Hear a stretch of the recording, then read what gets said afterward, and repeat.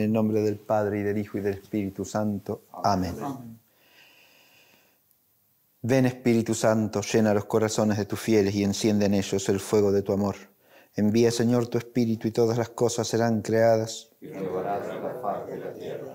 Oh Dios, que has instruido los corazones de tus fieles con la luz del Espíritu Santo, danos gustar lo recto según el mismo Espíritu y gozar siempre de sus consuelos. Por Jesucristo nuestro Señor. Amén. Santa María, Madre de Dios, sede de la sabiduría, en el nombre del Padre, y del Hijo, y del Espíritu Santo.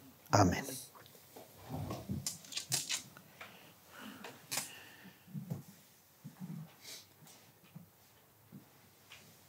Buen día, y hoy ya ha llegado la última clase de este curso dedicado a los dogmas marianos, con el subtítulo Esplendor del ágape divino.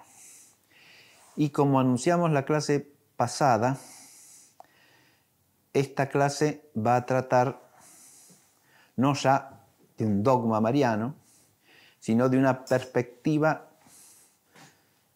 teológica para contemplar el misterio de María, que es la que aparece en el libro Virgo Fidelis, el misterio sacramental de María, de Monseñor Juan Carlos Ruta. Vamos a hacer primero dos preliminares y luego entramos en el tema.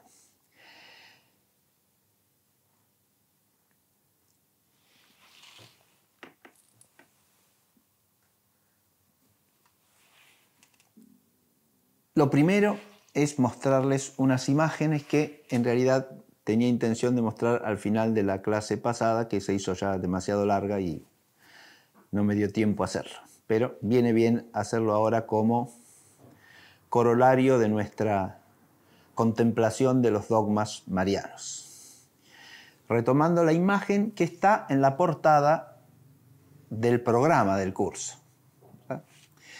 En la portada del programa tienen ustedes una imagen de la Santísima Virgen María que corresponde a un mosaico que está en el ábside de la Catedral de Monreale, en la isla de Sicilia. Es la imagen que están viendo en este momento aquí, ¿no? Se ve a la Santísima Virgen María sedente, está sentada, ¿sí?, en un trono, y tiene a Jesucristo niño en su regazo,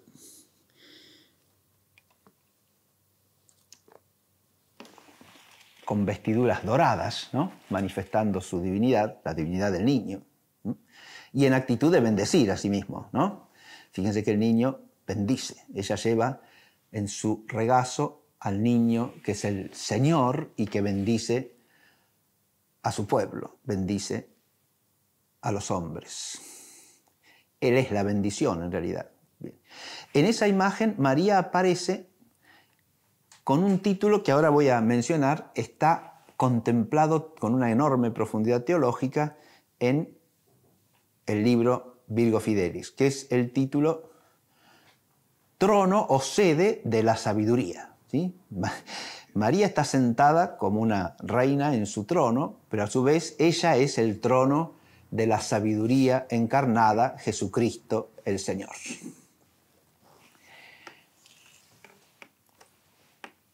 Es un ícono de la maternidad divina, obviamente, porque es la imagen de una madre con su hijo en el regazo, ¿no? De hecho, la inscripción que está a ambos lados dice eso, ¿no? Si ustedes se fijan, las letras que están, lo pueden ver en el programa si lo tienen a mano, quizá más claramente que a la distancia en esta imagen, pero lo que dice aquí es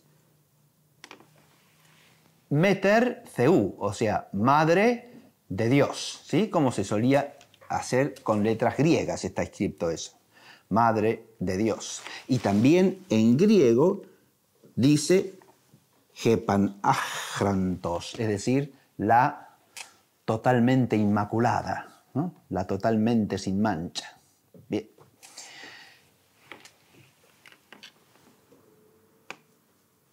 A ambos lados vemos figuras angélicas, ¿no? En realidad, también las inscripciones identifican a la figura que está a la derecha de la Santísima Virgen y del Niño, como el arcángel San Miguel, y del otro lado al arcángel San Gabriel.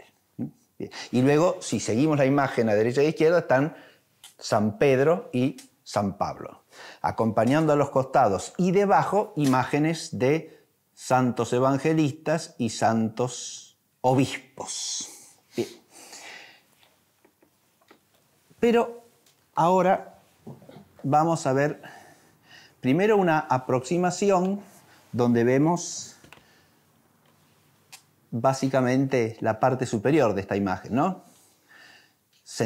Ahí la imagen está centrada en el rostro de ambos, ¿no? En las cabezas de Jesús y de María.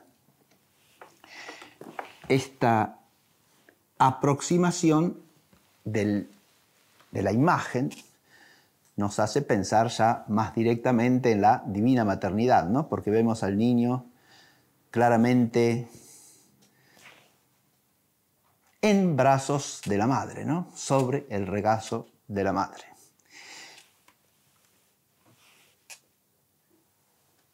Ahí tenemos como una representación gráfica de ese misterio del abajamiento del Hijo de Dios, ¿no? Del Dios Hijo que se hace hombre, y se hace hombre desde la fragilidad de la concepción, de la niñez, de la infancia, de la pequeñez humana más pequeña, digamos, ¿no? Viene a la mente aquello que dice el Te Deum, ¿no? Ad liberandum suscepturus hominem non horruisti virginis uterum. Para liberar al hombre.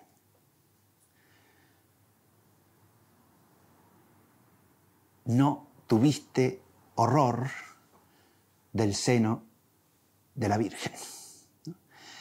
No tuviste horror del non horruisti virginis uterum, dice el texto litúrgico, ¿no? Como señalando la infinita condescendencia que hay en que un Dios se haga hombre, ¿no? Eso a veces lo perdemos de vista. Y es algo que no hay que perder de vista porque es el núcleo del misterio, ¿no? Es el núcleo del misterio de la encarnación, o sea, del misterio del Jesucristo, verdadero Dios y verdadero hombre, y al mismo tiempo del misterio de María, de esa paradojal pero realísima conjunción de pequeñez humana y de elevación sobrehumana por la gracia de Dios. En la imagen siguiente vamos a ver ya el conjunto no de todo el ábside, pero sí de la parte que importa destacar, ¿no? Porque aquí ven cómo esta imagen, la que vimos de entrada, está debajo de otra imagen, ¿no? Y ahí se ve con claridad lo que yo traté de expresar recién. Porque esa otra imagen es una imagen majestuosa de Cristo Pantocrator, es decir, de Cristo como Señor omnipotente, ¿sí? Manifestando o representando en el icono su divinidad, ¿verdad? Su señorío sobre los cielos y la tierra como Dios soberano que es. En la conjunción de estas dos cosas, y esto lo dije en la primera clase que me tocó hablar, en la conjunción de estas dos imágenes tenemos que situar la contemplación del misterio de María, ¿no?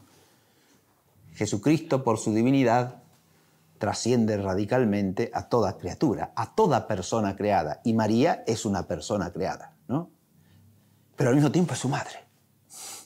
Y Él está en sus brazos. Y ella nos lo presenta y nos lo entrega al mismo tiempo. Esta cercanía en el orden humano entre Jesús y María está bellísimamente representada en esta otra imagen, que es unos pocos siglos posterior, no mucho tiempo, porque los mosaicos de Monreale son entre los siglos, del siglo XII, básicamente, y esta es una imagen del siglo XIII. Así que mucho más de un siglo de distancia no hay entre una imagen y la otra. Esta es una imagen de María Estoy bien, sí, no la vi, discúlpeme, me cercioré de que estaba hablando de lo que quería hablar. Pero esta es una imagen de María que se conoce con el nombre de Nuestra Señora la Blanca. Es una imagen escultórica, como ustedes ven, en que María está toda ella vestida de blanco, ¿no? Por eso se la llama la Blanca. Y se encuentra en el coro de la Catedral de Toledo. Es la imagen de devoción de esa catedral.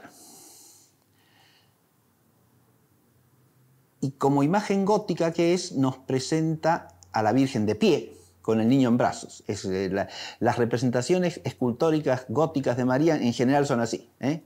La Virgen de pie con el niño en brazos. Pero en este caso tiene una peculiaridad que corresponde a lo que en la tradición bizantina se llama la Virgen Eleusa, es decir, la madre de la ternura, ¿no? Porque es lo que se ve en esta imagen, ¿no? La ternura entre la madre y el hijo. De hecho, aquí el niño Jesús está vuelto hacia su madre, que le sonríe, ¿no? Maternalmente, y toca afectuosamente la cara de la madre, ¿no? Pone su mano sobre el mentón de la madre. ¿Se ve? Bien. Esta es una imagen bellísima. Es una imagen bellísima de esa cercanía humana entre la madre y el hijo, ¿no? Que también es parte del misterio.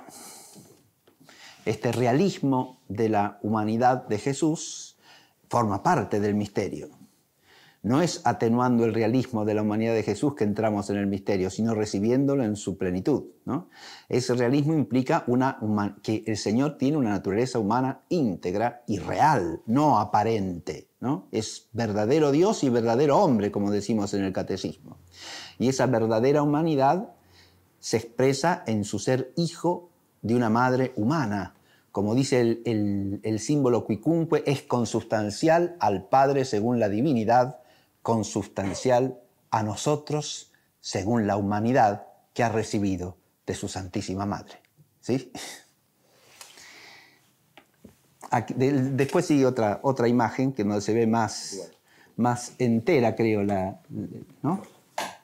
Ah, no, al contrario, al revés. Acá se ve más en detalle los dos rostros, ¿no? Sí, como en el otro caso. Bien. Ahora, el misterio nunca es parcializar los aspectos, sino que es conjugarlos, ¿no? Si uno contempla teológicamente, ahí viene ya la función de la teología y ya voy desembocando, termino el preliminar. La función de la teología es profundizar el dato revelado, pero al profundizarlo no tiene que desfigurarlo, no tiene que deformarlo. Y para no deformarlo, una cosa que no debe hacer es parcializarlo, o sea, tomar una parte y olvidar otra, relegar algún aspecto como si no estuviese dado, ¿no? Tiene que tomar la integridad del dato revelado y profundizar esa totalidad, esa integralidad. Por eso he empezado por la conjunción de la divinidad y la humanidad de Jesucristo. Ahora destaco esta proximidad humana y a María en su dulzura materna frente al Hijo. Y también, ahora, para terminar con las imágenes, voy a otra imagen que es contemporánea de esta, de las dos que hemos visto, o dos imágenes en realidad. Una es esta que se ve aquí, que es una imagen que corresponde al misterio del juicio final.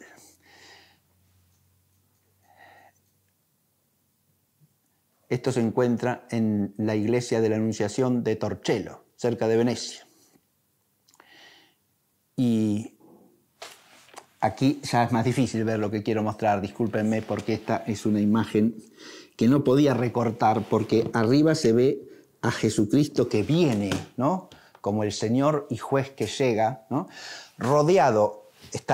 La imagen de Jesús está en lo que se llama la mandorla, ¿no es cierto? Es decir, ese halo que tiene forma de almendra, ¿no? Que rodea toda su imagen y señalando que viene de los cielos en la gloria de su divinidad, a juzgar a vivos y muertos. Sedentes a su derecha y a su izquierda están los 12 apóstoles, según la imagen que viene de las Sagradas Escrituras, ¿no? Usted la analizó en una clase. Exactamente, sí. En la última de los novísimos, toda esta composición magnífica que hay en la iglesia de Torcello está analizada. Bien. Pero de pie a derecha e izquierda del Señor están la Santísima Virgen y Juan el Bautista, ¿sí? Recibiendo al Señor que viene a juzgar.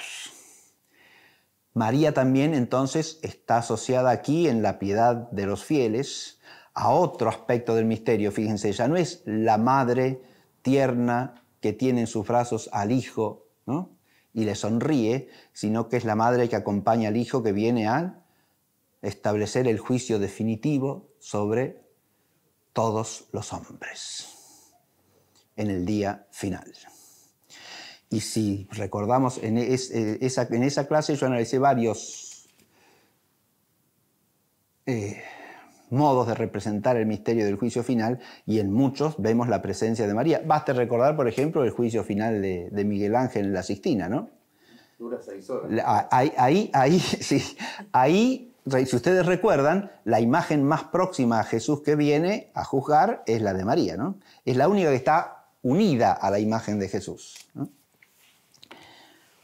Y lo mismo pasa en la imagen siguiente, que es una representación escultórica. A diferencia de esta, esto es en la Catedral de Nuestra Señora de París, es una de las puertas, y ahí también está representado el juicio, pero si ustedes se fijan, aquí el Señor que viene a juzgar, acompañado de los 2 ángeles que traen los signos de la pasión, y a su derecha y a su izquierda, no ya de pie, sino de rodillas, como intercediendo, están la Santísima Virgen María, y no Juan el Bautista, sino Juan el Evangelista.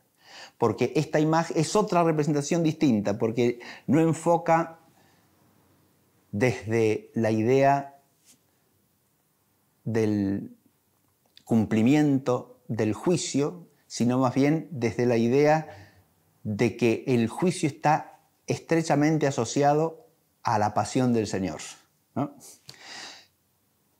Según aquello de verán al que traspasaron, ¿sí?, que cita el Evangelio.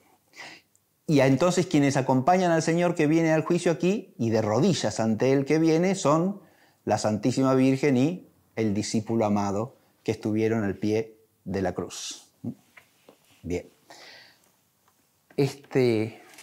Ya aparece otra dimensión. Lo que quería es generar el contraste entre una visión y la otra, ¿no? Entre la Virgen de la ternura materna y la Virgen del juicio, que está como madre junto al juez. Y Señor. Los 2 son aspectos del misterio, ¿sí? Por más que desde un punto de vista humano resulte difícil el unirlos, ¿no? Pero si los miramos desde la fe, tenemos que encontrar la unidad de estas cosas, que pueden ser contrastantes si uno las unilateraliza o si uno las malentiende. Si nos resultan incompatibles es porque las entendemos mal, a la una o a la otra, o a ambas. Eso es lo que la inteligencia tiene que entender frente al misterio. La inteligencia no le puede poner condiciones al dato revelado, es al revés, tiene que aprender del dato revelado. ¿Está claro? La inteligencia humana no es lo que determina la sabiduría de Dios, sino la sabiduría de Dios la que ilumina a la inteligencia humana, y es la luz suprema que puede llegar a nuestra inteligencia. No somos nosotros los que le enseñamos a Dios, es Dios el que nos enseña a nosotros, ¿no? Entonces, si a nosotros nos cuesta algún aspecto del misterio, lo que tenemos que hacer es, con humildad, abrirnos a la luz del misterio, no rechazar el aspecto que nos cuesta o perseverar en nuestra mala inteligencia unilateral del misterio. Y para eso tiene que ser una ayuda la teología. La teología es profundización intelectual del misterio. Ahora ya terminé con el primer preliminar, ¿sí?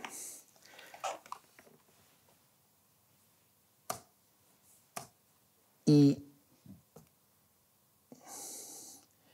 lo que vamos a hacer en esta clase, o lo que intentaré hacer yo en esta clase, es proponer a ustedes una breve introducción a la contemplación del misterio según la perspectiva teológica del Padre Ruta, ¿no? Entonces, el segundo preliminar que quería hacer es simplemente una expresión de gratitud, ¿no? De acción de gracias, porque hoy día estamos nosotros contemplando los dogmas marianos en esta ciudad de La Plata, ¿no? Porque en esta ciudad se ha predicado la fe cristiana, generación tras generación, desde que la ciudad existe, ¿no? Y en esa predicación de la fe cristiana, el Padre Ruta ha cumplido un papel importantísimo en nuestra ciudad. Pero además ha sido el más señalado teólogo que nuestra ciudad ha tenido. La teología como profundización del dato revelado halla en él un cultivador eximio, un hombre que dedicó su vida entera a esa labor teológica para bien del pueblo de Dios, inserto siempre en la vida de su diócesis, de la diócesis correspondiente a su ciudad natal, La Plata.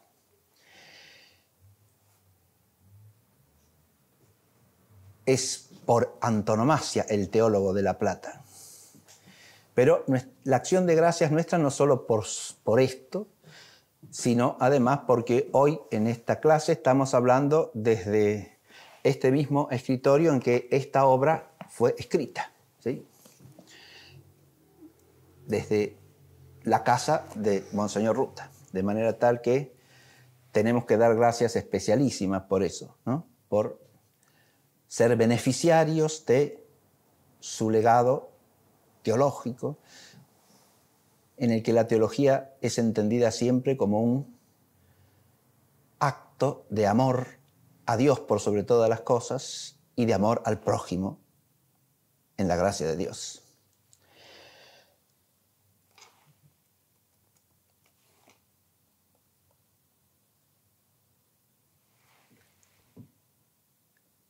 Para la presentación de la perspectiva de Virgo Fidelis voy a dividir el tema en 4 puntos. En primer lugar,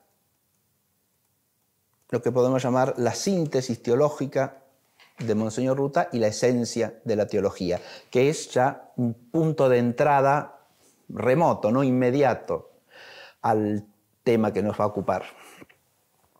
Es una introducción, digamos, pero necesaria. Porque si uno quiere entender la perspectiva de Virgo Fidelis, tiene que citar a Virgo Fidelis en la obra de conjunto a la que Virgo Fidelis pertenece. Esa obra es una síntesis teológica que se titula La Santísima Trinidad en sí misma y en y con nosotros. Y es la obra mayor del Padre Ruta, la obra más extensa y más compleja. La Santísima Trinidad en sí misma y en y con nosotros. Ese título pone de manifiesto, primero que nada, el concepto mismo de la teología. Yo dije en la clase anterior que hasta esa clase nos habíamos ocupado de lo que dice el título del curso, los dogmas marianos. Cuando hablamos de dogmas hablamos de verdades de fe. Y que la clase de hoy, en cambio, iba a ser una clase dedicada estrictamente a lo que podríamos llamar la especulación teológica, ¿no? Pero la especulación teológica y los dogmas de fe van estrechamente unidos, son inseparables. Y los dogmas de la fe son el punto de partida de la especulación teológica. Son los principios de los que parte el teólogo. Toda ciencia parte de principios, de verdades primeras. ¿Cuáles son las verdades primeras de las que parte el teólogo? Los dogmas de la fe, las verdades reveladas. Esos son el principio del que parte. Toda su tarea es profundizar a partir de esos principios las consecuencias que surgen de los principios, el sentido mismo de los principios, que se ahonda en la medida en que uno descubre la virtualidad contenida en esos principios. Es decir, el poder de iluminar otras verdades a partir de ellos. Y el teólogo parte de las verdades de fe. ¿Por qué? Porque la teología es ciencia de Dios o acerca de Dios a partir de Dios. Esa es una primera fórmula que el padre Luther repetía siempre como definición de la teología. La teología es ciencia de Deo ex Deo, es decir, acerca de Dios a partir de Dios. Con acerca de Dios estamos diciendo cuál es el sujeto de la teología, de qué trata, de quién trata la teología y de Dios, si no, no sería teología. Es acerca de Dios. Pero la sacra teología es acerca de Dios a partir de Dios, es decir, a partir de lo que Dios nos ha revelado de sí mismo. No a partir de nuestro conocimiento humano de la realidad, como sucede, por ejemplo, en la teología filosófica, ¿no? Que llega al conocimiento de Dios como causa primera a partir del conocimiento de las cosas que están al alcance de nuestra experiencia. La filosofía primera o metafísica también se ocupa de Dios, pero según el alcance de la luz natural de la humana razón. Es decir, partiendo de lo dado en la experiencia y remontándose desde allí hasta la causa primera de todas las cosas finitas que existen. En la teología sacra no procedemos así, sino que partimos del dato revelado. Por eso la teología presupone el hábito de la fe, que es el hábito en que se reciben las verdades reveladas. El hábito teológico es un hábito perfectivo del hábito de la fe, sin el cual es imposible el hábito teológico. Es metafísicamente imposible el hábito teológico sin el hábito de la fe divinamente infusa, es decir, la fe sobrenatural. ¿Por qué? Porque es un hábito perfectivo, bajo cierta razón, bajo cierto respecto, del hábito de la fe. Es una inteligencia de los misterios, una profundización intelectual de los misterios que recibimos como luz en la fe. Las verdades que iluminan nuestra inteligencia a partir de la divina revelación. Como esa divina revelación es un don gratuito de Dios, la teología sacra es inseparable de la acción de gracias, ¿no? Porque en la medida que consideramos esas verdades tenemos que estar permanentemente alabando y dando gracias a Dios por habernoslas revelado, por haber querido revelárnosla. ¿A quiénes? A nosotros, criaturas suyas. Ahí ya la acción de gracias alcanza primer nivel, ¿no? Somos sus criaturas. Existimos porque Él ha querido. Eso es verdad revelada, ¿no? Claro. Entonces, la teología enraiza en la acción de gracias acerca de la revelación, pero esa revelación supone que existamos, ¿sí? Y esa revelación nos revela no solo que somos criaturas, nos revela también que Dios ha querido, a pesar del pecado de Adán, que nos abarca a todos los hombres, redimirnos, salvarnos. Entonces también es acción de gracias por el Dios que salva, ¿no? Y es acción de gracias también por el Dios que nos quiere llevar a la vida eterna, transformándonos por su gracia en hijos suyos por la mediación del Redentor y Salvador nuestro Jesucristo el Señor, para que participemos de la vida verdadera y eterna en la gloria de Cristo, es decir, quiere glorificarnos. La acción de gracias siempre, ¿sí? La acción de gracias, la teología es una acción de gracias. La teología, si es auténtica, es eucarística. Eucarística quiere decir, Eucaristía, recordemos, quiere decir en griego, acción de gracias. La teología es una alabanza, es un acto de bendición que elevamos a Dios, que es el bendito, porque hemos recibido su bendición primero. Pero esta ciencia que es de Dios a partir de Dios es también ciencia de Dios en cuanto Dios. Es ciencia de Deo ut Deo. En la teología tratamos de Dios en cuanto Dios. ¿Qué quiere decir esto? Que nos ocupamos de Dios mismo. Como dice, y ahí es donde viene el título de la obra principal del Padre Ruta, nos ocupamos de Dios en sí mismo. Toda la teología es de Dios. Pero en este curso nos hemos ocupado de María. Si nos ocupamos teológicamente y lo hicimos bien, se tiene que haber notado que hablábamos de Dios. porque si no, no lo hemos hecho teológicamente. ¿Está claro? Cuando hablamos de las obras de Dios, teológicamente, no es con el fin de entender en sí mismas las obras de Dios, sino de conocer a Dios en sus obras. Es decir, de entender la relación que ellas tienen con Dios. Por eso hemos partido de la maternidad divina en los dogmas marianos, ¿no? Porque si no partimos de ahí, no vemos a María en relación con Dios. Esa relación es la que incluye la totalidad del misterio de María. De Dios como Dios. ¿Qué quiere decir de Dios como Dios? Y ahora vuelvo al título. La obra no se llama Dios en sí mismo, se llama la Santísima Trinidad en sí misma. Porque ¿qué nos ha revelado Dios que es Él en sí mismo? Padre, Hijo y Espíritu Santo. Esa es la revelación suprema de Dios acerca de sí mismo. Es lo que llamamos el misterio de la Santísima Trinidad. En la Santísima Trinidad, Dios nos ha manifestado quién es Él personalmente. Cosa que no podemos conocer sino porque Dios nos la manifiesta, Dios nos la revela.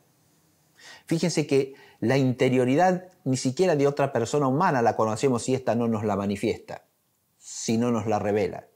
Cuanto menos el ser íntimo y personal de Dios, ¿no? A Dios lo podemos conocer en sí mismo solamente desde la revelación en sentido propio. Es Dios el que nos revela quién es. ¿Y quién es ese Dios que se nos ha revelado? Es el Padre y el Hijo y el Espíritu Santo. Es la Trinidad Santísima. Por eso toda la vida y toda la actividad del cristiano están inscritas en ese misterio. Y o las hacemos en el nombre del Padre y del Hijo y del Espíritu Santo o no las hacemos cristianamente. Así nos lo enseña la Iglesia, así nos enseña la liturgia, ¿no? Que es la fuente y la cumbre de toda la actividad de la Iglesia en el tiempo. Fuente y cumbre de toda la actividad de la Iglesia en el tiempo. Y por eso en la Sagrada Liturgia aprendemos el sentido de la realidad, el sentido de las cosas. La Sagrada Liturgia nos ubica en la relación con Dios. Y por eso en la Sagrada Liturgia empezamos siempre en el nombre del Padre y del Hijo y del Espíritu Santo, y se termina con la bendición en el nombre del Padre y del Hijo y del Espíritu Santo que recibimos del sacerdote consagrado, que como mediador en el mediador que es Jesucristo, como partícipe de su sacerdocio, nos bendice en la Trinidad, por la mediación de Jesucristo el Señor. Y si recibimos un saludo, el saludo es en la Trinidad.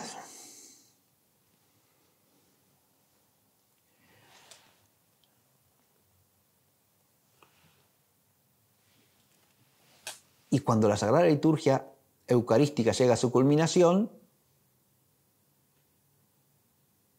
lo que tenemos es una fórmula de doxología trinitaria, ¿no?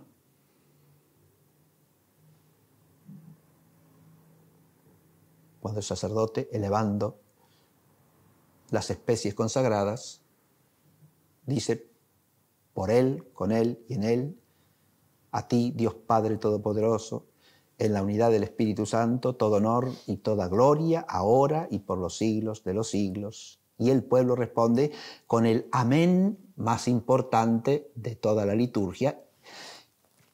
Palabra esta, amén, que está relacionada con el título de la obra de Padre Uta, ya lo voy a decir, ¿no? Porque el amén es la respuesta de la afirmación fiel.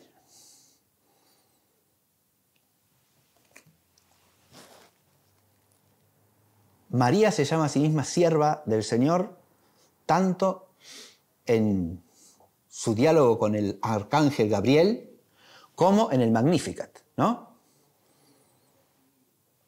Es la sierva. La palabra hebrea, bíblica para sierva es una palabra que suena en hebreo ammah y que no filológicamente no es una cosa segura, pero tiene un parentesco, por lo menos en su sonoridad básica, con la raíz con la que decimos amén y con el verbo que le corresponde. Ese verbo, el verbo del donde deriva el término amén, significa en hebreo ser fiel y también ser servidor, ser un servidor constante, permanente, fiel.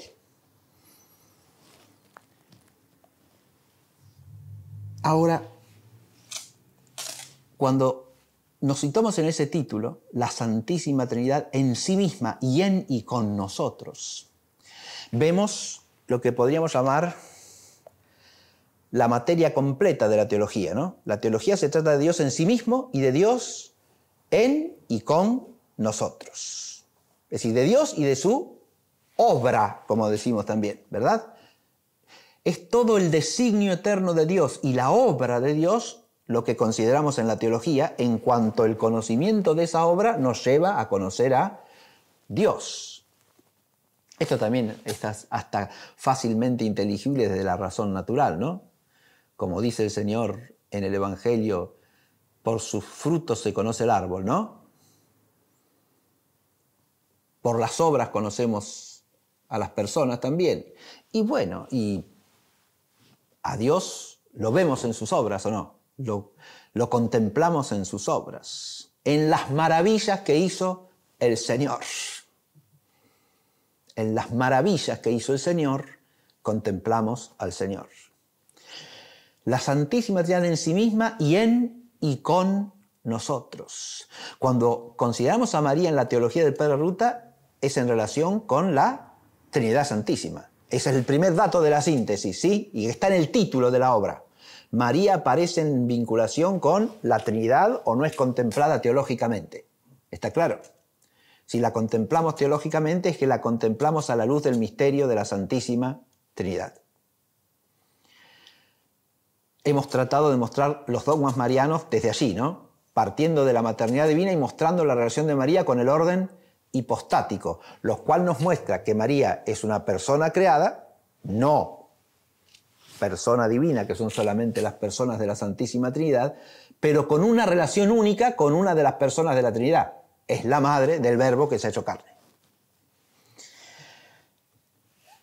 De esta realidad sumamente misteriosa brota toda la luz del misterio de María, el esplendor de Dios en María.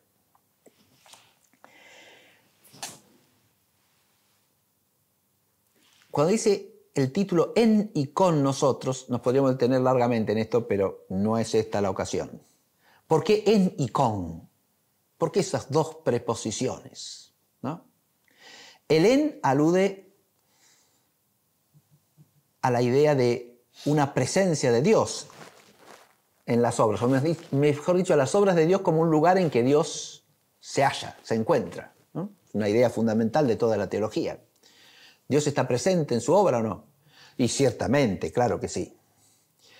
Alude a esta idea de que si contemplamos las cosas con mirada teológica, las contemplamos como lugares, entre comillas, en que se hace presente Dios, ¿verdad? Dios está presente en sus obras. Los modos de la presencia divina en sus obras son precisamente un lugar clásico de síntesis teológica, cómo concebimos la presencia de Dios en sus obras. Pero con alude más bien a la idea de junto a, en compañía de, ¿verdad? Con nosotros alude, primero que nada, a la idea de que Dios, la Trinidad Santísima, que está presente en el orden natural, en el orden sobrenatural, está presente como creador, como redentor y salvador, como consumador de todas las cosas. Está presente porque está presente de una manera personal. Esto tiene que ver con la revelación de la Trinidad, ¿no? El con nos hace pensar en una compañía de una persona en relación con otra, ¿no? De un estar una persona junto a otra. Pero tiene otra dimensión el con, y es la idea de que está con nosotros porque nos hace instrumentos suyos. Nos hace instrumentos de su obra. Ahí ya entramos fíjense, si uno habla de la Virgen Fiel, que es el título de la obra, Virgo Fidelis, esa fidelidad de María, ahora ya voy a entrar directamente en eso, aparece en la obra de Monseñor Ruta como una respuesta a la fidelidad de Dios. La fidelidad es primero que nada de Dios, y la respuesta de María es la fidelidad que corresponde a la fidelidad de Dios. Pero se subtitula el misterio sacramental de María. Y esto ya empieza a aparecer en el con, si se quiere, porque ese con de una presencia de una persona junto a otras, pero si esas personas son las personas de la Santísima Trinidad, si esa persona es últimamente la persona divina de Jesucristo, que al asumir una naturaleza humana viene a habitar entre nosotros, ¿sí? Como dice el prólogo de Juan, a vivir junto a nosotros, con nosotros, ¿no?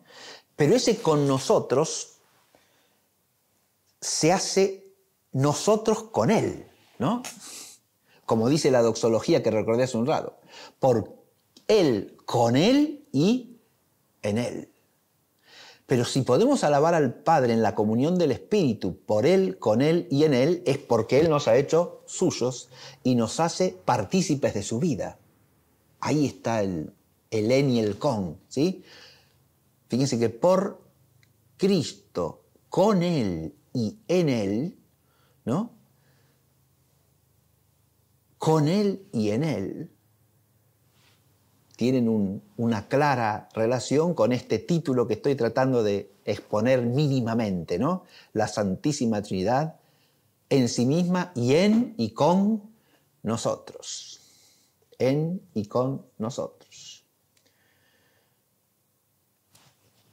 No ¿por qué no por? Porque por solamente corresponde a la idea de la mediación, ¿sí? Que se da en Cristo en cuanto que Él es hombre, como dice el texto de la Escritura, hay un solo mediador entre Dios y los hombres, el hombre, Jesús, ¿verdad? Un solo mediador entre Dios y los hombres. Pero la mediación le corresponde a Jesús en cuanto que es hombre, claro. Sí. Dios no es mediador, ¿no? Hay razón de conveniencia, ciertamente, como toda la gran teología enseña, en que la humanidad mediadora sea asumida por la persona del Hijo, que tiene cierta razón de medio, entre comillas, en la Trinidad, porque el Padre es persona inoriginada, es el origen sin origen en la Trinidad, porque no tiene origen en otra persona. El Hijo es originado y originante a la vez, porque es nacido del Padre antes de todos los siglos, engendrado, no creado, pero al mismo tiempo, junto con el Padre, es origen del Espíritu Santo. El Padre es origen inoriginado, el Hijo es originado, originante, y el Espíritu Santo es originado, no originante, porque el Espíritu Santo procede del Padre y del Hijo, pero no es origen de otra persona. Ya he entrado en la teología trinitaria, ¿sí? Por eso dicen los teólogos, por ejemplo, tanto San Buenaventura como Santo Tomás de Aquino en el siglo XIII reflexionan sobre esto admirablemente, que hay una razón de conveniencia para que la persona que se encarne, que tome la humanidad mediadora para sí, sea la persona del Hijo, porque el Hijo tiene esta posición entre el Padre y el Espíritu Santo, ¿no? Hay una conveniencia, una razón de conveniencia, nada más que eso, ¿eh? Pero ahora vuelvo al título para terminar.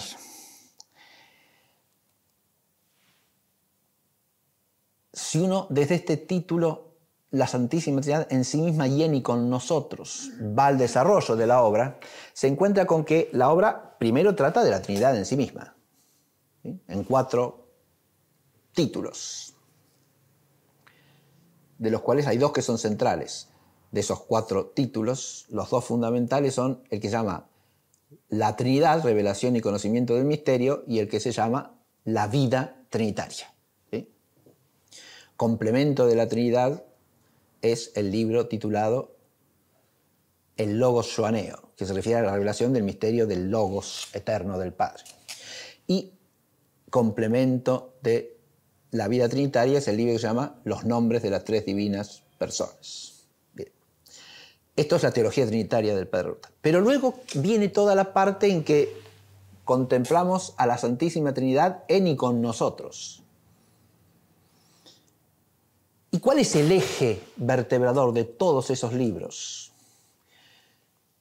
Si uno va a los títulos que tienen estos libros, hay un eje conceptual que es el ágape divino. Es decir, Dios en su obra, Dios ad extra, es el misterio del ágape divino, es decir, del amor generoso y misericordioso de Dios. ¿Está claro?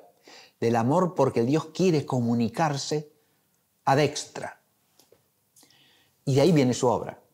El ágape es el fundamento de toda la obra de Dios. Dios se manifiesta a lo largo de toda su obra como ¿qué? Como ágape. Por eso la revelación suprema de Dios en relación con su obra es lo que dice Juan, ¿no? Dios es ágape.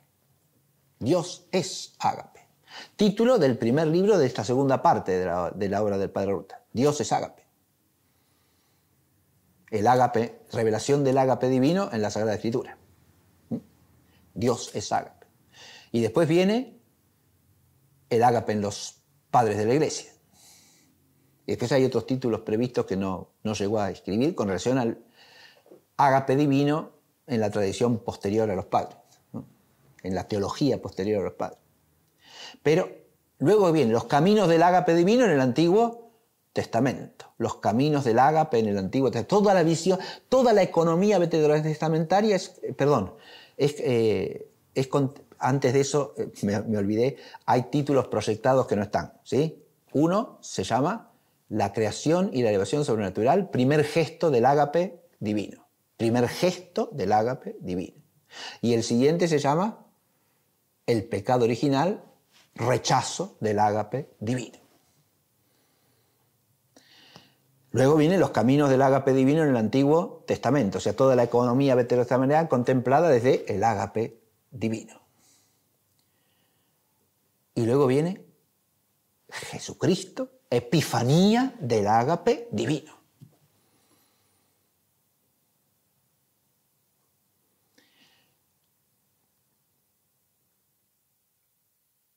Y si uno va más adelante en los títulos proyectados, se encuentra con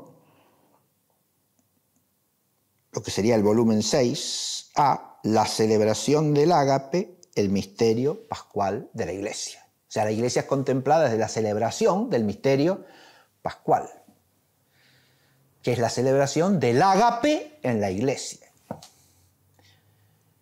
Y el último título proyectado es la consumación del ágape. O sea, todos los novísimos, toda la escatología es contemplada bajo la noción de consumación del ágape. En este esquema hay que insertar el libro Virgo Fidelis, cuyo título no tiene el nombre del ágape. Pero claro, por lo menos hay que pensar que está implícito. ¿No? Y si cualquiera que sepa algo de teología bíblica sabe que está implícito. Porque la fidelidad que está en el título forma en la Sagrada Escritura un par casi indisociable, ¿sí? Una endíadis, como se llama, con otro término. En hebreo, el término del que viene la fidelidad es el término emet. emet, y hay una dupla de términos en hebreo que se repite en los salmos muchísimas veces, en los textos proféticos, y es Hesed u Emet, es decir, la Hesed y la Emet de Dios. ¿Qué es la Hesed? El ágape. La Hesed es el amor divino como amor misericordioso, que en el Nuevo Testamento se llama ágape. ¿Y Emet qué significa? Verdad y fidelidad. La verdad del ser de Dios, que es fiel a sí mismo siempre.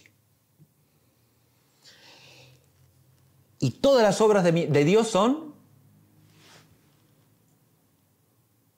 Hesed y Emet, dice el salmista. ¿Sí? Las obras de Dios todas son ágape y fidelidad. De modo que implícito está, ¿se entiende lo que digo? Porque la fidelidad de Dios es indisociable del ágape de Dios, del amor misericordioso y generoso de Dios. Fíjense que un concepto fundamental de toda la teología bíblica es la fidelidad de Dios a su designio de amor y de salvación a pesar de la infidelidad del pueblo, ¿no? El pueblo se muestra reiteradamente infiel a lo largo de su historia. Pero Dios es fiel. Permanece siempre en su designio de ágape, en su designio de amor misericordioso para con su pueblo. El misterio de la Virgen fiel, que es María, hay que escribirlo entonces en el misterio del ágape divino. Jesucristo es la epifanía del ágape divino. Ahora, para explicitar la relación de María con el ágape, es que yo he querido poner en el subtítulo de este curso, sobre los dogmas marianos, esplendor del ágape divino. Si Jesucristo es la epifanía, es decir, la manifestación gloriosa, la manifestación triunfal del ágape divino, ese es Jesucristo. María es el esplendor del ágape divino. Porque como hemos dicho en este curso a través de los dogmas, es la criatura, la persona creada en que el ágape de Dios resplandece más elevadamente, más bellamente, más esplendorosamente. ¿Está claro? Es el esplendor del ágape, es el misterio de la luna, como decíamos también, ¿no? En el curso, y como dice este libro.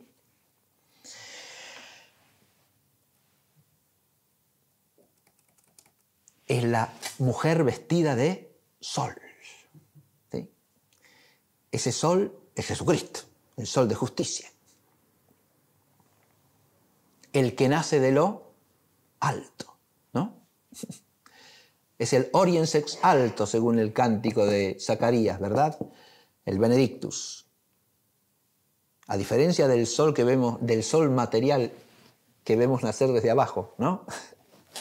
Esa imagen bellísima es que Él es el sol que nace de lo alto. El naciente de lo alto, ¿no? Oriens ex alto. Y ese sol ha venido a comunicar su luz y su calor, ¿o no? Porque ha venido para que tengamos vida y vida en abundancia.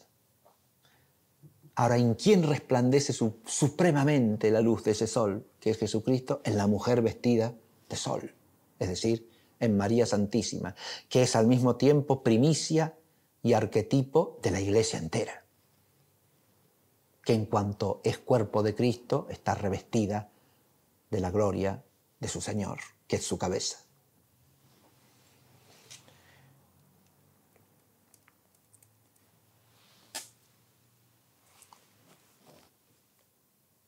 ¿Qué tienen que ver los dogmas marianos con este esplendor del ágape divino que es María?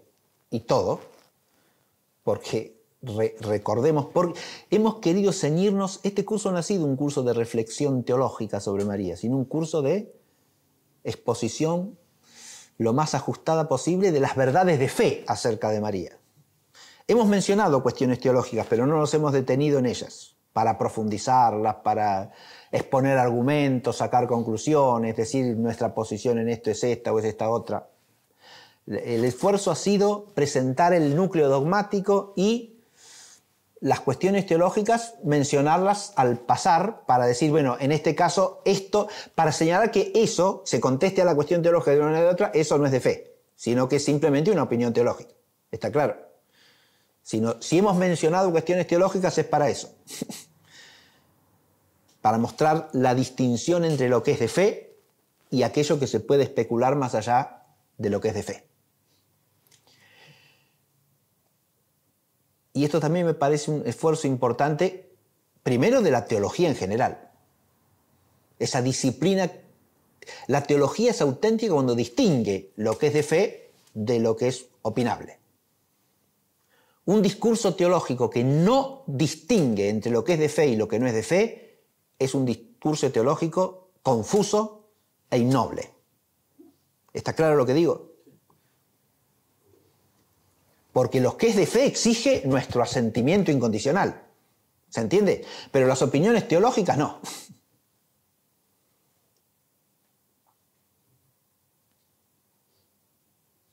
Ahí hay que recordarlo, aquella sentencia que mencioné ya en este curso de San Agustín, ¿no? In necessaris unitas, in dubiis libertas, in omnibus caritas. En las cosas necesarias, unidad. ¿Por qué? Porque son de fe. Y si nos proclamamos cristianos es porque nos adherimos con la fe a la verdad revelada.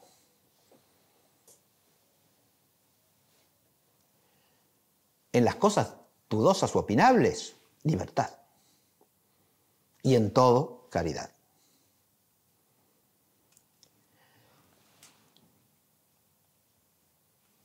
Hemos tratado entonces de presentar los dogmas lo más claramente posible y, insisto, ciñéndonos a lo que es de fe. Pero la teología dogmática y la teología especulativa, como dije de entrada, son inseparables.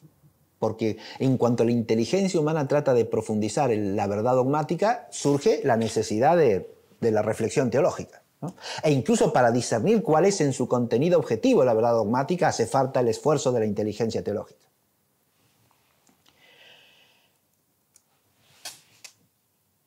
Ahora ya paso directamente después de esta introducción así amplia, en ubicar a Virgo Fidelis en el conjunto de la obra que se llama La Santísima Trinidad en sí misma y en y con nosotros. Ahora voy directamente a la obra, ¿no? Los dos ejes conceptuales de la obra están expresados en el título y en el subtítulo. Virgo Fidelis, el misterio sacramental de María. La obra está estructurada en 4 capítulos. Los 2 primeros capítulos de la obra son introductorios, porque el capítulo 1 se titula La fidelidad y el capítulo 2 se titula El misterio sacramental. O sea, los 2 capítulos primeros vienen a explicar la razón del título y del subtítulo. ¿Está claro?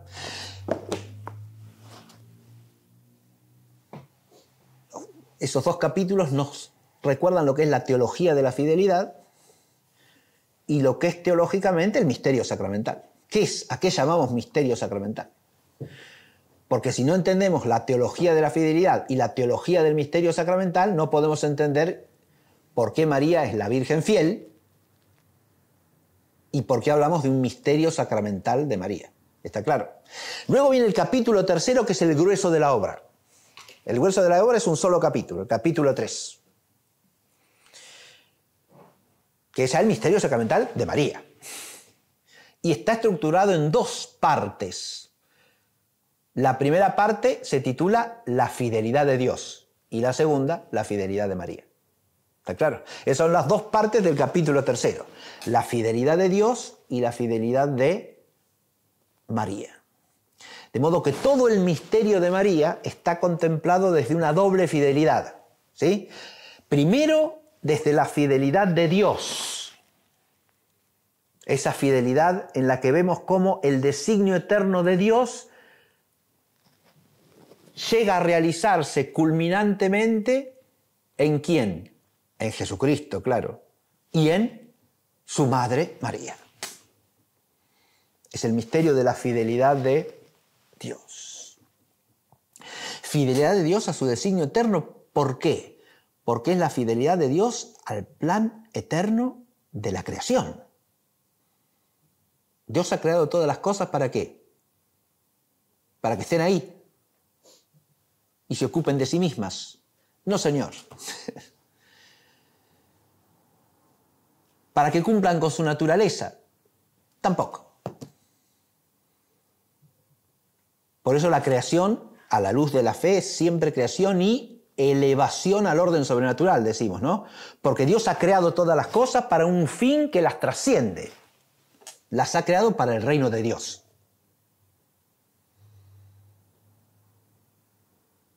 Y por eso ya en el origen la criatura es elevada al orden sobrenatural.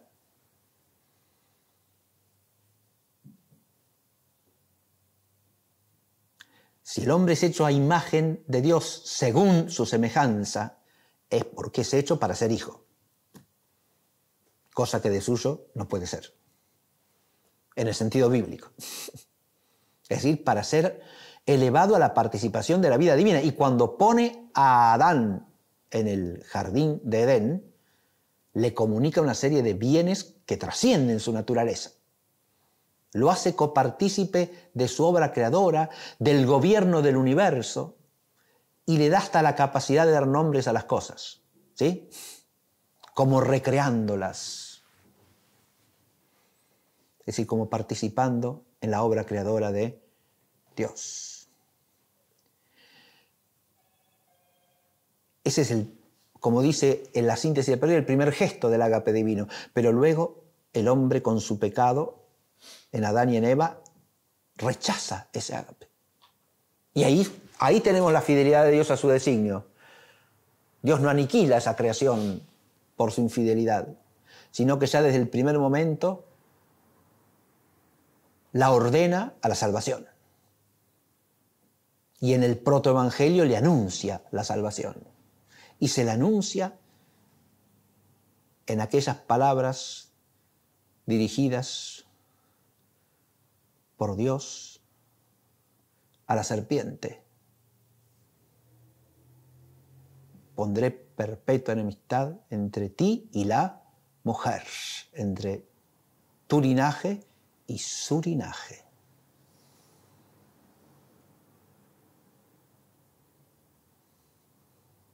Tú le acecharás el calcañar, pero él, el linaje de la mujer, te aplastará la cabeza. A ese anuncio se lo llama el protoevangelio, ¿verdad? Porque es el anuncio del triunfo del ágape sobre la infidelidad. Pero ese triunfo del ágape sobre la infidelidad asoma la figura del linaje de la mujer. Y por lo tanto una mujer y su linaje, ¿no? Una mujer y su descendencia. Ahí está ya el misterio de María, ¿verdad? En esta fidelidad de Dios a su designio de amor. Y así podríamos seguir con todo el Antiguo Testamento, ¿no? Hasta llegar al cumplimiento de eso. Hay la fidelidad de Dios, ¿se entiende? Cuando se habla de la fidelidad de Dios, se habla de ese ser de Dios que nunca se traiciona a sí mismo, que es permanente, fiel, verdadero. La palabra que significa fidelidad significa verdad, primariamente en hebreo también, ¿eh? Verdad. Rectitud, honestidad, sinceridad. Dios es fiel porque es verdadero, es veraz. Es Él veraz porque es la verdad misma. ¿Está claro? En su ser es la verdad. Y esa fidelidad es una manifestación de la verdad que Él es. Por eso el permanecer en la verdad es algo a lo que somos llamados como cristianos, ¿no? Permanecer en la verdad. Y por eso el custodiar el depósito de la verdad es la tarea primaria de los apóstoles y de sus sucesores. Custodiar el depósito. para que la Iglesia pueda permanecer en la verdad de siempre, en la misma y única. Es de siempre porque es divina. La verdad en cuanto a verdad siempre es de siempre. Las opiniones pueden mudar, la verdad no. Pero cuando hablamos de la verdad que es Dios, no solo no es mudable, sino que es eterna. Es eterna. Por eso cuando nos dejamos iluminar por la verdad revelada, nuestra inteligencia y nuestro ser en correspondencia con nuestra inteligencia, si oímos y vivimos esa verdad, si la recibimos en verdad, cosa que implica vivir en el espíritu de la verdad, que es el espíritu del amor, el Espíritu Santo que nos ha sido enviado, si permanecemos en esa verdad, nos eternizamos, ¿no?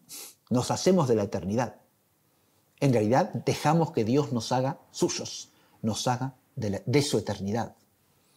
Dejamos que nos santifique, que nos vivifique con su santidad, que nos transfigure y nos encamine a la gloria, para que Él sea glorificado en nosotros.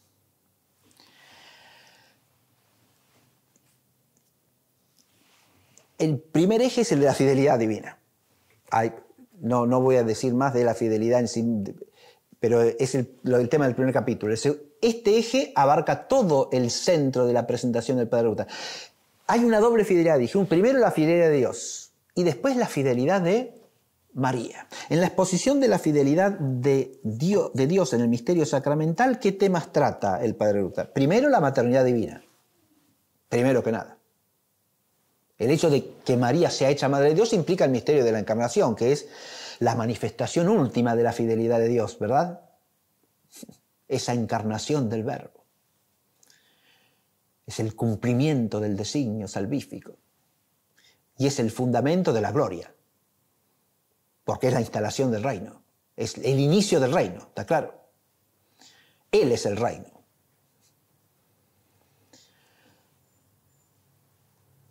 Jesucristo, el Señor, Verbo encarnado. Epifanía del ágape divino. Entonces, primero la maternidad divina de María. Luego trata de la maternidad de María sobre el pueblo mesiánico, la maternidad espiritual de María, la maternidad de María sobre la Iglesia, que él titula la maternidad de María sobre el pueblo mesiánico, dándole un peculiar enfoque a ese misterio. Al mismo tiempo de universalidad histórica, porque al verla como la madre del pueblo mesiánico la enlaza con todo el misterio del Antiguo Testamento, ¿no? Y una universalidad de destino, porque a ese pueblo mesiánico están llamados todos los pueblos de la tierra. Porque el envío salvífico es para todos los pueblos de la tierra, ¿no? Según el designio fiel de Dios, porque ya había sido eso prometido a Abraham, ¿o no? La promesa hecha a Abraham es: en ti serán benditas todas las naciones de la tierra. Y es lo que han anunciado los profetas, ¿o no? Que a Jerusalén acudirán a alabar a Dios todas las naciones de la tierra. Todos los pueblos se reunirán en ella para cantar la alabanza de Yahvé.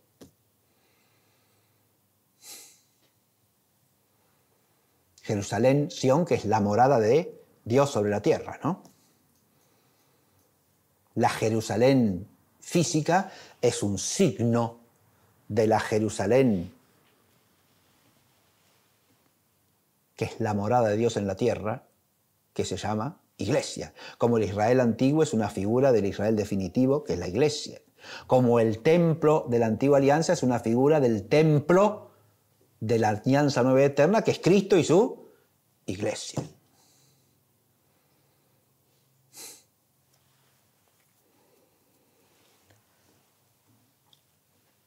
Luego trata de la sacramentalidad instrumental de María. Y ahí viene el otro asunto. Ahora lo digo nada más. La sacramentalidad instrumental de María. Luego de la concepción inmaculada y luego de la asunción. Y a estos temas, fíjense, los dogmas que aparecen son, primero, la maternidad divina, la maternidad espiritual sobre la Iglesia, la instrumentalidad sacramental que está relacionada directamente con la santidad de María, con su plenitud de gracia, como lo enfocamos dogmáticamente. Ahora voy a detenerme un poquitito en eso. Y luego la Inmaculada Concepción y la Asunción, ¿no? Esos privilegios de María, en que dice el Padre Luta, como privilegios que son, asoma claramente la fidelidad creadora y salvadora y glorificadora de Dios, ¿verdad? Él insiste en que las dos perspectivas, la de la fidelidad de Dios y la de la fidelidad de María, no se pueden separar. Él lo que propone es una mirada doble, como un ejercicio de complementariedad de esas dos miradas, pero hay que presentar las dos miradas para después complementar una con la otra, ¿no? Y después pasa la fidelidad de María. La fidelidad de María, que es la respuesta fiel de María. Esa respuesta fiel de María, ¿qué presupone? El misterio sacramental, que ha explicado en su esencia en el capítulo 2 y que ha aplicado a María bajo el concepto de sacramentalidad instrumental ya en la primera parte del capítulo 3. ¿Qué es el misterio sacramental?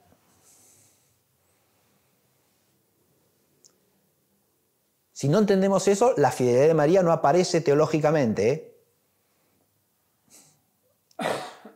Recordemos que misterio quiere decir, el misterio es una palabra griega, que aparece en la traducción de los 70 para el libro de Daniel. Y misterio significa, esto es lo que expone en el capítulo 2 el Padre Luta, ¿no? El concepto de misterio sacramental. Misterio, ¿qué significa? Algo oculto, básicamente. Pero en la Escritura no significa cualquier cosa escondida o oculta. Significa el designio de Dios o los designios de Dios que están ocultos en su infinita sabiduría eterna. Y que el hombre no puede conocer si Dios no se los revela. Esto aparece en conexión con el tema del sueño del rey Nabucodonosor que Daniel interpreta, ¿no? Recordamos la situación histórica, no me voy a detener en eso. Pero Daniel se presenta para interpretar el sueño del rey que ninguno de los sabios humanos de su corte le puede interpretar. Y Daniel le explica a Nabucodonosor por qué ninguno, y porque los designios de Dios no los conoce más que Dios. Ningún hombre los puede conocer. Y si algún hombre los puede conocer es porque Dios se los revela. Y él, como profeta de Israel, le explica lo que significa el sueño.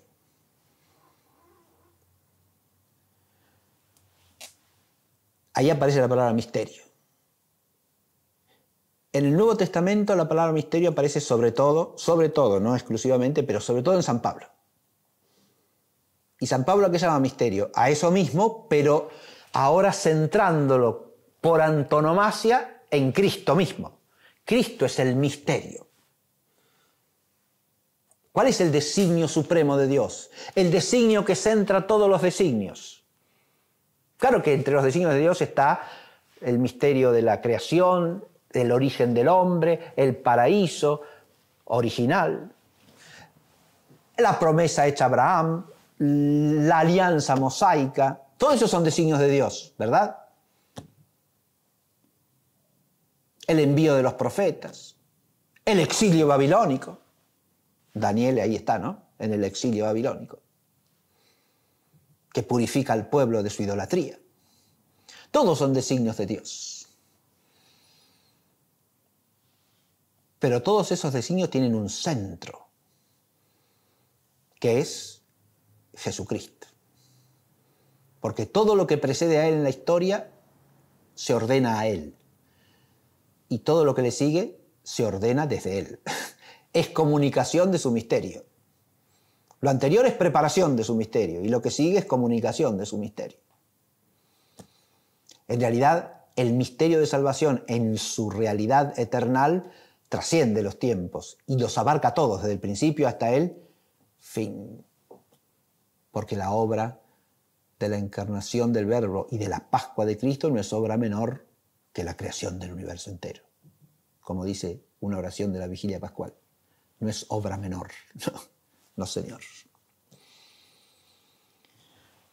El Cristo es el misterio por excelencia. Y pero es el Cristo total en San Pablo. Es Cristo presente en medio de vosotros, los cristianos, es decir, Cristo y su iglesia. Ese es el misterio, el misterio. La palabra sacramento, que está en el adjetivo sacramental, en su origen, en el uso cristiano, no es otra cosa que la traducción latina del término griego mysterion.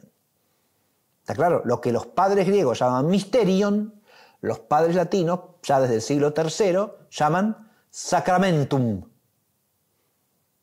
Palabra que tiene otro origen y otra significación inicial.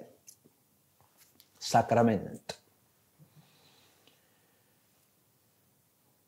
Pero los mismos padres, sí, por ejemplo, en el vocabulario patrístico de los primeros siglos, el significado paulino se conserva y se aplica por analogía a aquellas realidades que en la vida de la Iglesia son misterios también por excelencia. ¿Cuáles son?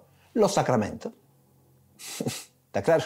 De ahí vemos la equivalencia entre misterio y sacramento terminológicamente entre el léxico griego y el latino. Así, si el misterio es Cristo en medio de los cristianos, el bautismo, la Eucaristía son misterios, ¿o no? Claro, son participación por excelencia del misterio, porque hacen presente a Cristo en el tiempo, ¿verdad? Misterio. ¿Y por qué es un misterio eso? ¿Qué es lo que está oculto? ¿No hay una realidad visible? Tanto en Cristo, como en la Iglesia, como en el sacramento bautismal, como en el sacramento de la Eucaristía. Claro, hay algo visible, pero la esencia y la realidad profunda es invisible y es sobrenatural, y solamente se puede ver a los ojos de la fe. ¿Está claro? Ahí está el misterio. ¿Ven? El misterio, el concepto de misterio y de sacramento implica la unidad de dos realidades, una realidad divina y sobrenatural y una realidad creada y experimentable, temporal, pero unidas entre sí por designio de Dios y por obra de Dios. ¿Basta eso para entender el misterio? No. Y ahí es donde viene la expresión de misterio sacramental.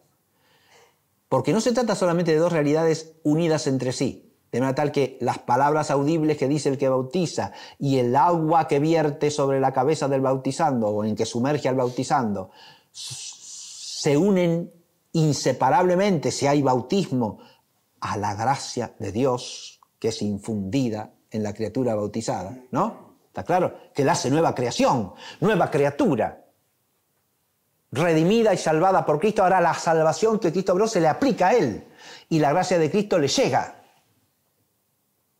y lo hace hijo en el Hijo y lo santifica y lo destina a la gloria, lo hace miembro del pueblo de Dios, lo hace partícipe de la celebración cultual del ágape divino, que es la liturgia, que tiene su centro en la Eucaristía.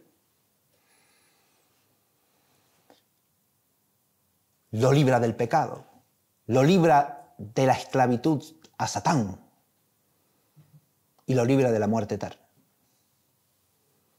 Todo eso pasa cuando el agua es derramada sobre el bautizando o el bautizando es sumergido en el agua y el bautizante dice: fulanito, yo te bautizo en el nombre del Padre y del Hijo y del Espíritu Santo. Misterio. Un sacramento, dice el padre latino. Pero la expresión misterio sacramental que se forja en la patrística latina, que parece en principio una redundancia, si una palabra es traducción de la otra, misterio sacramental es como decir misterio misterioso, sacramento sacramental. No, no señor, porque usan la palabra misterio los padres latinos, la palabra griega, mysterium, latinizada en su terminación nada más, ¿no? Mysterion se transforma en mysterium, para significar ¿qué cosa? Para significar la unidad de lo invisible y lo visible. Y más bien lo que está oculto, es decir, la realidad subyacente al signo sacramental. Y por sacramento, al signo mismo. ¿Se entiende? Al aspecto visible. ¿Y qué se quiere significar con ese concepto de misterio sacramental? Que esa realidad creada y visible palabras, gestos, cosas materiales que se usan en la gestualidad del rito. Todo eso es instrumento de la acción omnipotente de Dios, que a través de esas realidades obra su obra. ¿Se entiende? No solo van unidas las dos cosas, sino que Dios usa como instrumento la realidad visible y aplica a través de esa realidad el efecto de su omnipotencia. Para eso el instrumento tiene que ser elevado en sí mismo para que sea medio de la operación divina. Ahí es donde está la sacramentalidad instrumental. ¿Se advierte? Ahora, el Padre Ruta en el capítulo 2 sobre el misterio sacramental aclara muy bien que el primer instrumento de la misteriosidad sacramental, ¿quién es? Es Jesucristo en su humanidad. La humanidad de Jesucristo es el primer instrumento sacramental. ¿Se entiende? Eso es del misterio de Jesucristo mismo. Su humanidad es instrumento de su acción divina, ¿o no? Siempre. Ahí está el teandrismo de la encarnación. Como quien obra es Dios, las cosas que obra en su humanidad y por medio de su humanidad son teándricas. Aunque se llaman teándricas en sentido riguroso aquellas acciones en las cuales el efecto es claramente divino. ¿Se entiende? Por ejemplo, cuando Jesucristo hace un milagro. O cuando usa su voz humana para revelar. ¿Se entiende? Eso es propiamente teándrico, ¿no? Pero si Jesucristo come un pescado o camina por las calles de Jerusalén, la acción es teándrica en sentido lato. ¿Está claro? Porque ¿quién come el pescado? Dios. ¿Y quién? ¿Dios come un pescado o no? Sí. Claro que sí. Por la comunicación de idiomas decimos que sí. Porque ese hombre que come pescado es Dios. Y Dios camina por las calles de Jerusalén. Claro que sí. Pero entonces esa humanidad que es instrumento del caminar, porque el caminar es acción propia de la humanidad, ¿no? La idea del caminar, en el orden de la causalidad física, la naturaleza humana es causa principal, ¿o no? Como causa segunda. ¿Se entiende? Pero el misterio del teandrismo hace que esa causa segunda, agente del caminar, sea en todo momento una realidad elevada a su pertenencia a la persona del Verbo eterno. Es una humanidad divinizada, que es templo de Dios.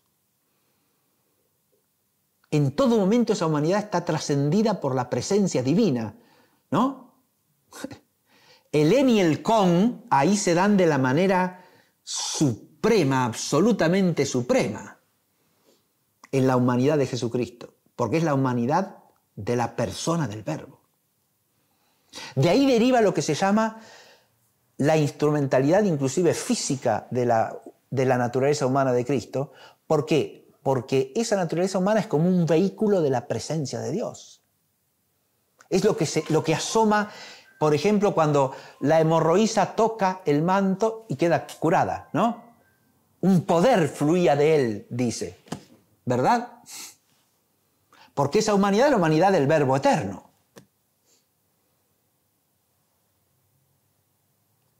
O cuando llega la Santísima Virgen a visitar a Isabel, e Isabel dice, al oír tu saludo, el niño se estremeció en mi seno.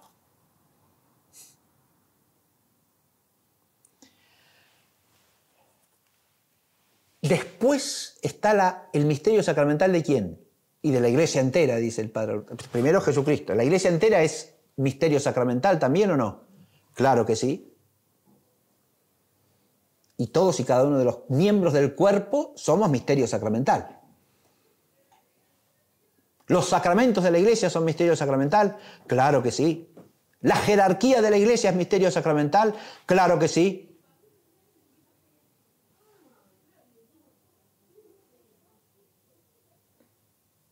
Todo el misterio sacramental es fruto del ágape divino, porque el misterio sacramental implica, y esto viene de la... Ahí está una cuestión que es metafísica, en eso no me voy a detener, pero léanlo en el libro.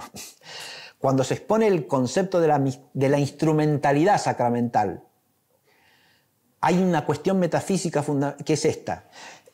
Para que la cosa que es instrumento, o la realidad que es instrumento, y advirtamos que acá hablamos de realidades instrumentales que son de naturaleza humana, ¿no? ¿Se entiende? Y por lo tanto racionales. No son instrumentos meramente materiales, como los instrumentos de los que los valemos los hombres, ¿no? Los instrumentos acá son las criaturas humanas. Y cosas que el hombre produce a su vez, pero que se hacen instrumento de la acción del hombre, ¿no? O sea, el agua entra en el bautismo en cuanto es agua bendita que el bautizante usa como materia de una acción. Y a través de unas palabras que brotan de la naturaleza humana, ¿no? Como palabras que son. Pero esas palabras humanas, ese gesto humano de derramar agua, de sumergir en el agua, esos gestos, digo, y esas palabras están elevados al orden sobrenatural y son instrumentos de la acción divina. Y por lo tanto, esa instrumentalidad que implica que en su propio ser son elevadas, porque cuando hay instrumento, ahí viene el aspecto metafísico, el instrumento no puede ser activo como instrumento si no es elevado a un nivel de acción o de actividad superior a su propia esencia por aquel que es la causa principal. Cuando un profesor escribe en un pizarrón con una tiza, ¿no? La tiza es el ejemplo que me viene a mí enseguida por oficio, ¿sí? Cuando uno escribe, la tiza está elevada metafísicamente. ¿Qué significa eso? Significa nada más y nada menos que la tiza unida a mi mano se ha hecho un instrumento racional. ¿Se entiende lo que digo o no? La tiza es racional en sí misma, no que va a ser racional en sí misma la tiza. La tiza es un pedazo de carbonato de calcio, creo, ¿no? Molido y apelmazado, para que sirva para escribir en el pizarrón. ¿Se entiende lo que digo? La tiza no entiende nada. Pero cuando la toma mi mano, y mediante mi mano la toma mi inteligencia, ¿sí? Para escribir algo inteligible, la tiza es racionalizada, es elevada al orden racional. Bueno, una cosa análoga pasa en el misterio sacramental, ¿no? Dios toma nuestra naturaleza humana y la hace instrumento suyo, la diviniza. Ahí está el misterio sacramental y la instrumentalidad sacramental. En relación con la instrumentalidad sacramental, el padre Ruta expone a su vez su enfoque teológico propio que está tomado de la tradición de la escuela tomista, ¿sabes? Lo que se llama la causalidad instrumental física. En eso no me voy a detener, pero él afirma eso. No una causalidad instrumental meramente moral, a esto hice alusión en la clase pasada, creo, ¿no? O en la anterior. Sino una causalidad instrumental física. No sé qué es. Uy. Ya tendría que haber terminado. Ya termino. Bien. ¿Qué temas trata en la fidelidad de María? La nueva Eva, la virginidad de María, el voto de virginidad, María esposa fiel de San José, la virginidad perpetua. Y después, en una sección, lo que se llama los caminos de la fidelidad, donde examina como el término inicial y el final de un camino de fidelidad que va de la espada que atravesará su corazón, profetizada por Simeón en el templo, y María al pie de la cruz. ¿Está claro? La fidelidad, los caminos de la fidelidad. Así como habla de los caminos del ágape en el Antiguo Testamento, acá habla de los caminos de la fidelidad de María, ¿no? Y después va a las fuentes de la fidelidad, y ahí se centra en el corazón de María. Que esto tiene que ver con lo que nosotros hemos puesto como el dogma de la plenitud de gracia de María. La vida interior de María comunicada por la gracia y elevada por la gracia. ¿Se entiende? Que es fuente de su fidelidad. María es hecha fiel por la gracia ¿de quién? y por la gracia de Cristo, que recibe en plenitud desde la Inmaculada Concepción. ¿Se advierte?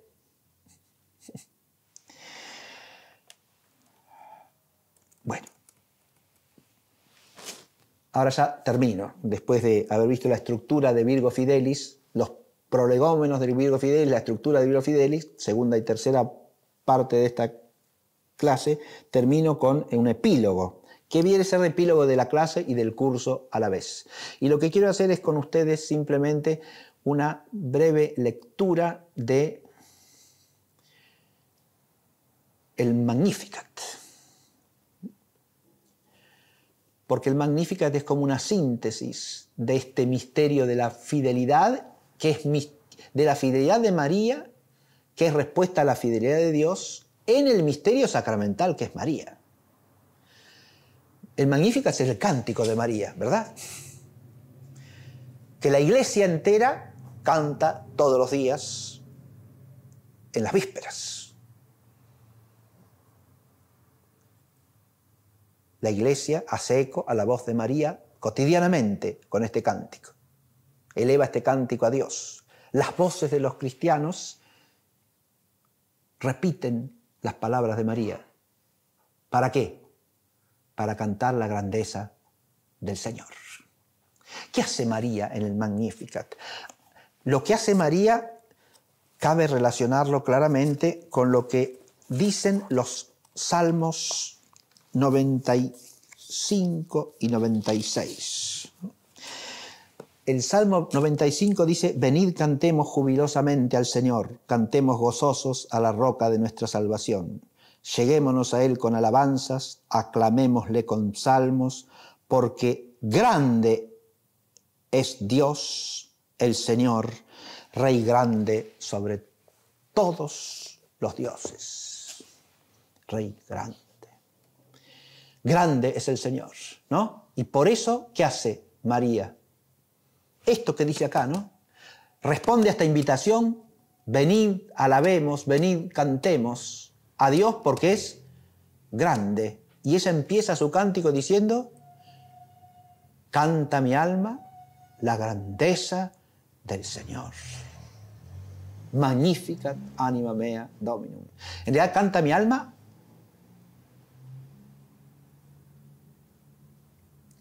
como engrandece mi alma. Engrandecer es una mala traducción en castellano, porque engrandecer entendemos que lo hace más grande, ¿no? No. Por eso canta la grandeza, está muy bien, ¿no? Alaba la grandeza. Es megalocine en griego, ¿no? Es uno de los verbos de alabanza en la Escritura. Alabar, bendecir. Así como decimos bendecir, bendecimos el nombre de Dios. ¿Qué quiere decir? ¿Que nosotros lo hacemos a Dios bendito? No, sino que lo proclamamos el bendito, ¿no? Y cuando decimos engrandecemos el nombre de Dios o engrandecemos a Dios, ¿quiere decir que lo hacemos grande? No, quiere decir que proclamamos su grandeza, que confesamos su grandeza, que cantamos su grandeza, ¿verdad? Ahora, ¿qué es lo que dice María ahora? Hace esto, ¿no? Y hace lo que dice el Salmo 96 al comienzo. Cantad al Señor un cántico nuevo, cante al Señor la tierra toda. Cantad al Señor y bendecid su nombre, anunciad de día su salvación. Contad su gloria entre las gentes, en todos los pueblos sus maravillas. ¿Sí? Esto es lo que hace María, ¿o no? Canta el cántico nuevo. ¿Por qué dice acá cantad un cántico nuevo? ¿Qué es eso? ¿Por qué ya en el Antiguo Testamento se habla de cantar un cántico nuevo? En el Nuevo Testamento entendemos que el cántico nuevo es el cántico que ha introducido el Verbo encarnado en el tiempo de la historia, ¿no? Pero todo cantar a Dios que viene de Dios es un cántico nuevo, porque Él es el que hace nuevas todas las cosas, ¿verdad? Las hace nuevas, ¿qué quiere decir? Que desde la raíz misma de su ser las hace vivas, les da vida, les comunica vida, las hace vivientes, las hace buenas, las hace limpias, las purifica, las renueva, ¿no? Y por lo tanto, cuando lo cantamos, cantamos un cántico nuevo. Ese cántico también renueva las cosas. en sí mismo es una renovación. Nos renueva a nosotros, nos hace nuevos, nos hace vivos, nos hace jóvenes, nos hace recién nacidos de la misericordia creadora de Dios, como recién salidos de las aguas del bautismo, ¿no? Si cantamos con María. El Magnificat es esto, ¿no? Cantar con María. Es un canto que solamente la Iglesia puede hacer en cuanto que es instrumento viviente de la gracia de Dios. ¿Está claro o no? Ahí está la instrumentalidad sacramental que se da en el oficio divino, porque ese canto que canta la Iglesia es un canto que viene del Señor. Es el canto de los miembros del cuerpo unidos a la cabeza. Y por lo tanto es un canto celestial.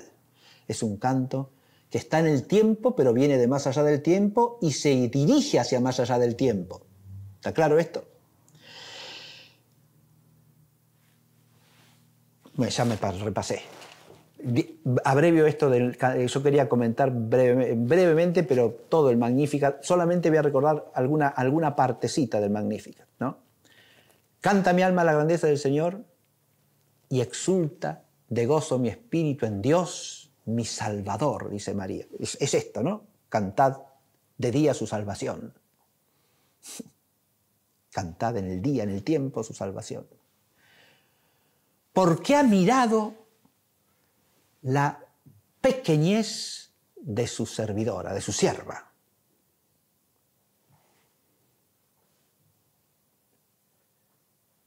Ahí María se llama sierva, ¿no? Lo mismo que ante el ángel. He aquí, la esclava del Señor, hágase en mí según has dicho.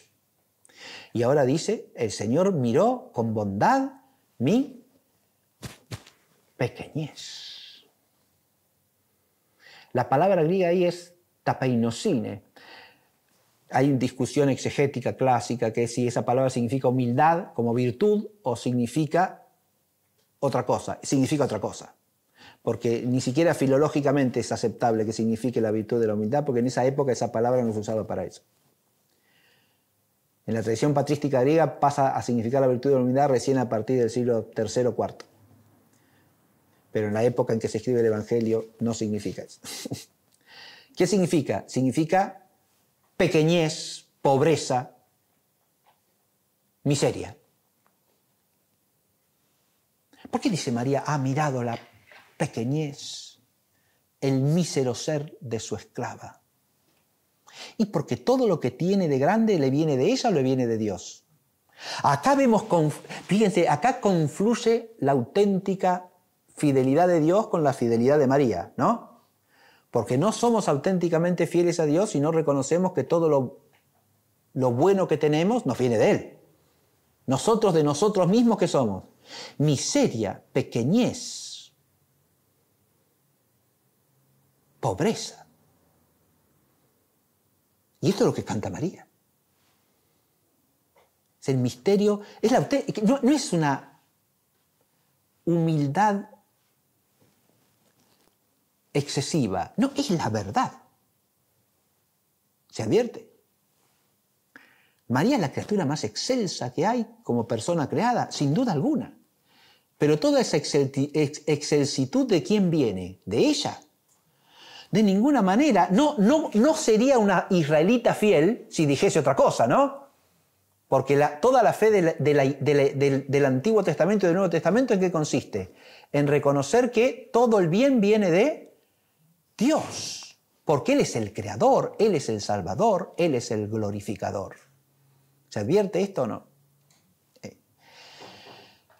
Fíjense que Dios miró, ese mirar Dios mira con la mirada de aprobación de su creación, ¿no? Dios la mira, ese mirar de Dios es un mirar que es bendición, que es manifestación del ágape divino, es la mirada creadora, es la mirada santificadora de Dios.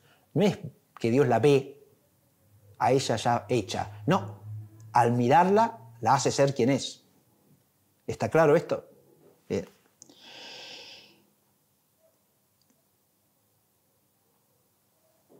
Después aparece en el Cántico de María toda la contemplación de la obra de Dios en la historia de la salvación, ¿no? Y como que, precisamente en este sentido de que Dios ha despojado a los poderosos de su trono, ¿no? Y ha exaltado a los pequeños, a los míseros. ¿Qué significa esto? A los humildes, ahora sí. Es decir, a los que reconocen delante de Dios humildad y ha echado de su trono ¿a quiénes? A los que se ensoberbecen de su propia fortaleza, de su propio poder, ¿no? Esto nos remite a toda la historia de la salvación, ¿eh? ¿Se entiende lo que digo? Es Moisés frente al faraón de Egipto, por ejemplo, ¿no? Es David frente a Goliat. ¿Se entiende? Hoy día existe una horripilante tentación de entender esto en sentido puramente sociológico o sociopolítico, lo cual es desconocer el sentido que tiene este canto en la Escritura y en María, ¿no?